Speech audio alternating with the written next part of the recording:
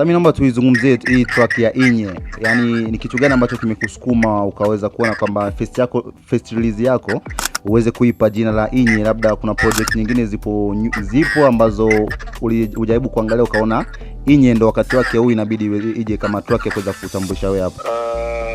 Cha kwanza unajua hii kama nilivyokuambia. Okay.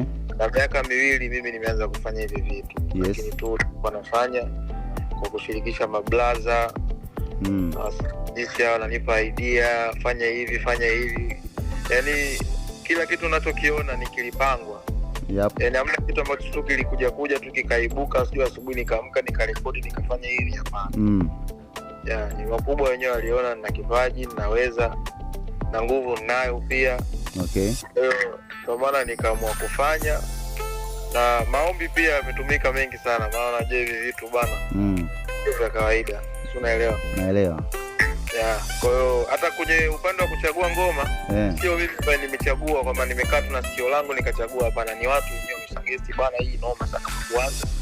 Na mambo mengine mengi tuna collab na mablaza wasanii hapo ndani. Okay. Kwa watu watarejea vitu vingi sana na wiki hii na surprise moja kubwa sana. Sawa. Sasa hii goma umeandika mwenyewe ama kuna mtu amehusika kuweza kuandikia? Hapana, mimi ngoma naandika mwenyewe kaka. Kwa nini idea mtu wanasemaga mtu sio mbaya kumshauri mtu. Kwa washauri walikuwepo. Okay. Na appreciate upendo wao. Kwa nini Inye na sio jina jingine? Kwa nini Inye? Kutokana na mada ile ongelea ndani. Kutokana na mada ile ipa ndani ndo maana kama bwana nipe neno Inye, nipe jina hilo.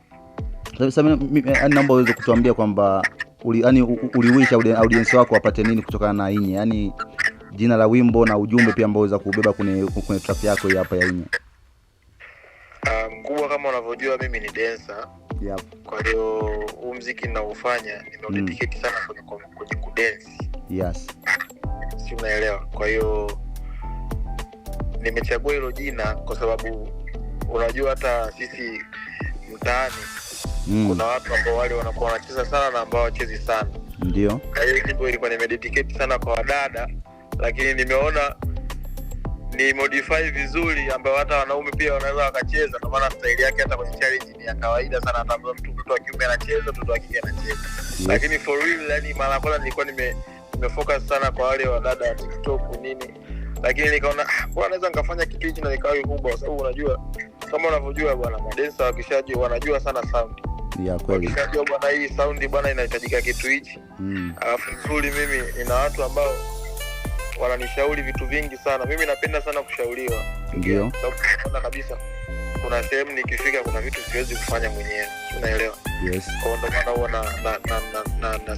na sambaa sana kwa mablaza bwana hii imekaa vipi imekaa poa mdogo wangu iko sawa hii fanye hivi afabadilisha. Unaelewa mkubwa? Yes. Kwa hiyo ndo maana nikaamua niite Inye na style yake challenge imetoka vile. Okay. Kwa ukubwa sana. Nashukuru sana.